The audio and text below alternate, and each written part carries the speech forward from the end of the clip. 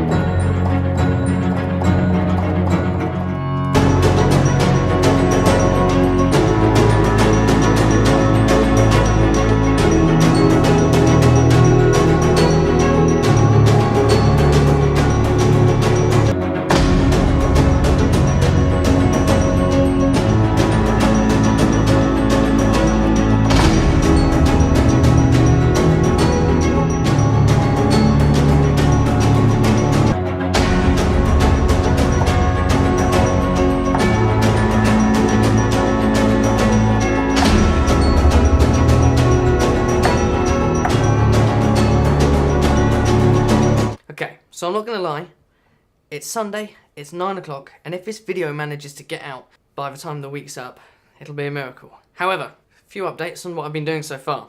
I've added a few more instruments to things. It's getting beefier, it's got more stuff going on. I quite like the ending, it's sounding nice and full. The first verse and chorus, technically I think, is sounding pretty good. It's got a good build to it, it's rising slowly, which is what I quite like, and the strings are sounding really nice and raw, which is perfect.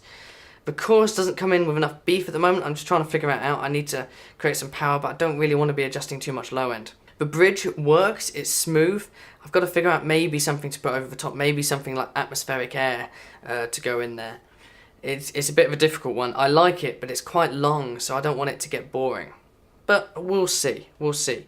What I'm going to do now is I'm going to add all those little bits and bobs I've been thinking about just now, and then mix it, but within the project, just due to time constraints, really. It's sounding decent from where it is, from where I'm sitting. It's already getting there. So I'm just going to fiddle around with a few of the levels, boost some of the power, give the strings a bit more air, because that's what I love to do. Make sure it's got enough oomph as it gets into things, do a little bit of volume automation and EQing, and then a bit of mastering on the stereo output, but nothing too fancy. So hopefully, within the half hour, you'll be able to hear a finished track.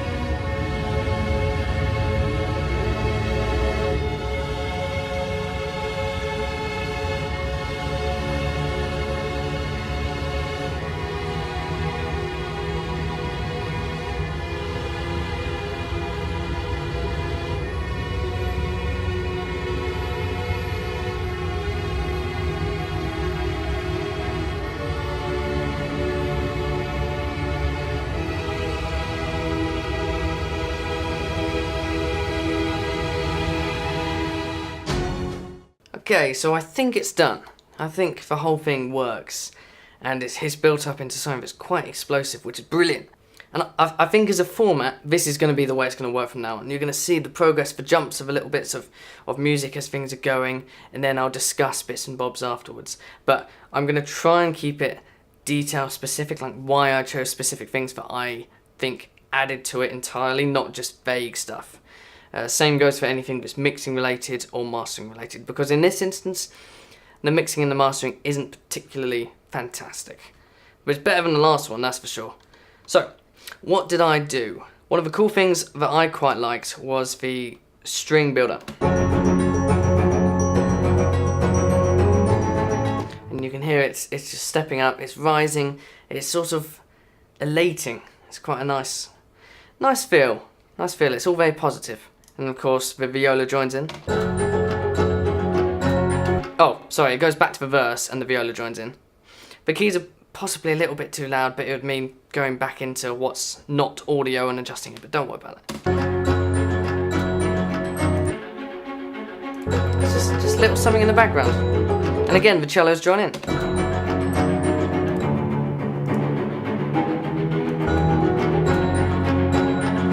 And then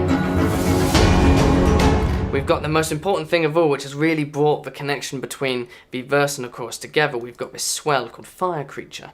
And this is from something called... oh wait, no, that's not it. Fire Creature, it's this one. And it's from Rise and Hit. So that's quite a good one there. I just lined it up with 6 beats in a bar. And made sure I was 2 bars away from when it actually happened and it rises in the right place.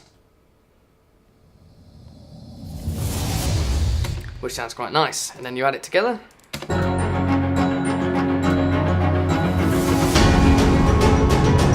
In the background here I've got an organ, which is quite good. The tubular bells, which I really like. A little bit of decoration on the top.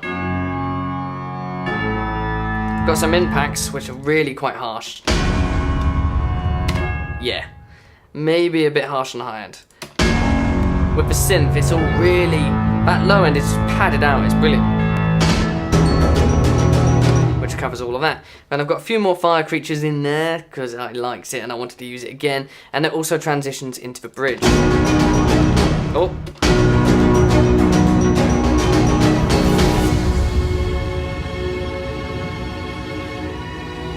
Now in the bridge, of course, this is called full soaring strings, but really I've got what's called some atmosphere here. If I go into contact, you can see that it's from Kinetic Metal. And I've got some ringy bits. This is from the same instrument. I've just soloed certain things. So I've got the ringy parts, I've got some windy parts, and together. And in the wind, I've just randomly adjusted the volume to give it a bit of movement and a bit of flow, which sort of adds to the background. And of course, with the full soaring strings, I've got a higher octave melody line playing from the previous part on top of it all, so it sort of adds to it. And in regards to mixing, it's just a little bit of air on the tops of these and quite a bit of reverb. I went quite heavy on it.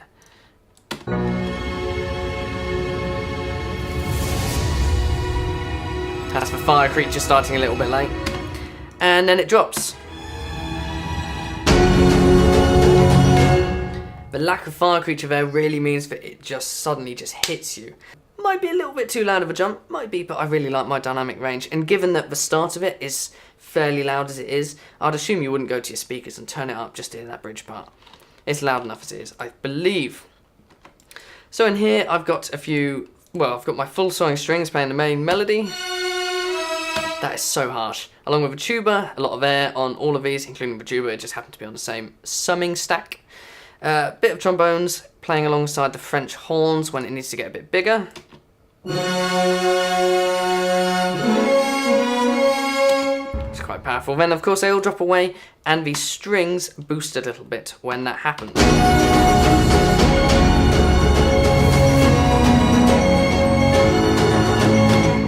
Which makes sense. It is filling the void that was left, and then when the trombones and the French horn return, they drop back again.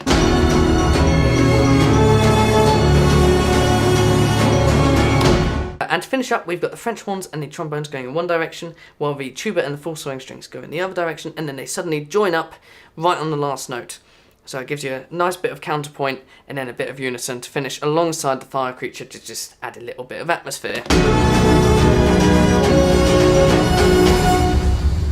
See, it trails off at the end. Right then, let's see if I can edit this and actually get it out today. It's 9:30 now. Can I do it? But anyways, it's been a good track. It's been decent. I like the fact that I started with those keys. I sort of did myself in a little bit because of the CPU usage that they cause, but it developed in its own way, which is what I intended from using instruments I hadn't before. Yeah, in terms of the mixing and the mastering, there's nothing special, so don't worry too much about that. If I create a piece of music that has stuff that's worth mentioning in it in regards to the mixing and the mastering department, then I'll definitely make use of it, but for now, it's not worth saying. Oh, I didn't even mention I got a clock tick in the background, which I think adds to things. Either way, I'm distracted. I need to get editing this. So in which case, I shall see you in the next Composing Music episode.